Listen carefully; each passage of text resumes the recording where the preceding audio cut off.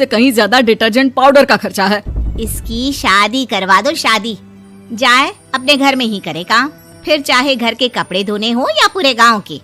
हाँ ठीक बोल रही हूँ, देखता हूँ मैं कोई लड़का। वो दिन भी आ जाता है जब विभा को देखने लड़के वाले आ जाते हैं। लड़की मुझे अच्छी लगी। होने वाली सास कहती है, बेटी अगर कुछ पूछना है तो पूछ लो। वैसे तो हमारी लड़की बहुत ही शर्मीली है, जो बोल दो वो मान लेती है, इसे क्या पूछना होगा। अरे कैसी बात कर रही हो माँ, मुझे इन लोगों के घर रहना है, सवाल तो कई है। हाँ हाँ बेटा पूछ लो ना, क्या पूछना है। आप लोगों के घर कपड़े कौन धोता है? सास का मुंह बन जाता है।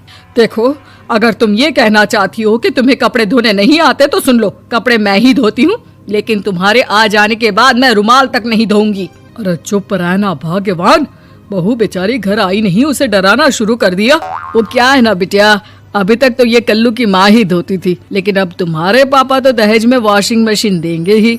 तभी विभा की माँ बोल पड़ती है, सवाल भी पूछा तो क्या। वैसे भाई साहब, मशीन की तो फिर भी कपड़े धोने की कैपेसिटी होती है। मतलब जो बिटिया दे रहे हैं ना विभा, इसे कपड़े धोने का बहुत शौक है। ये आप लोगों के क्या, आस पड़ोस गांव मोहल्ले सबके कपड़े धो दे और उफ तक ना करे।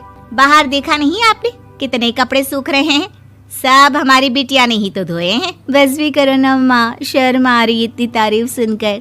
और तो और एक दाग निकाल कर दिखाओ तो मान जाऊं। हाँ अच्छा माफ करना बेटा, मैंने गलत समझा, हमें तो रिश्ता बहुत पसंद है।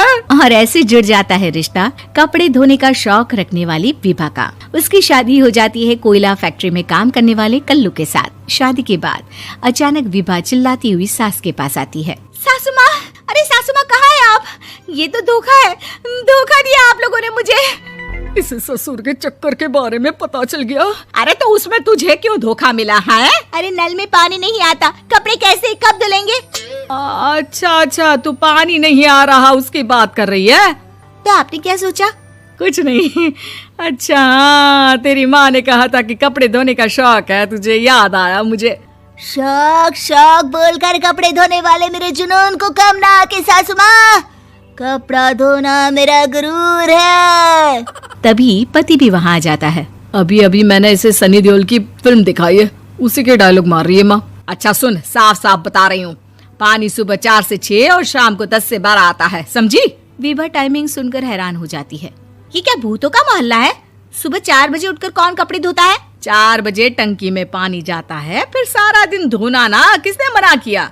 अरे कैसी बात कर रही हैं? 200 लीटर की टंकी में कितने कपड़े धो लूंगी मैं, सुबह ही उठ जाऊंगी मैं। अब क्या था, विभा सुबह 4 से लेकर रात के 12 बजे तक कपड़े ही धोती रहती। एक रोज सास पड़ोस से निकलकर कहीं जा रही होती है कि साथ वाली कहती है, हाँ कल्लू की माँ, जरा ये बताओ कि 2 साड़ी है, 2 ब्लाउज और एक पेटीकोट और एक नाड़े वाला लंबा कच्छा। हाँ तो?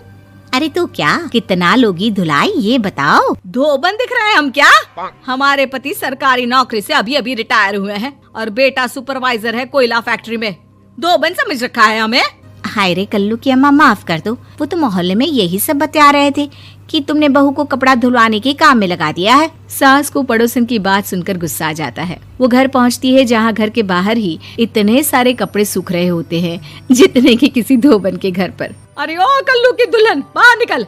माँ जी यहीं आ जाओ, बाथरूम में चादर धो रहे हैं हम। अरे अभी हम धोते हैं, तुमको बाहर निकलो। ये आस पड़ोस वाले बोल रहे हैं कि हम बहू से कपड़े धुलवा कर उसे कपड़ा धोने वाली बना दिए हैं।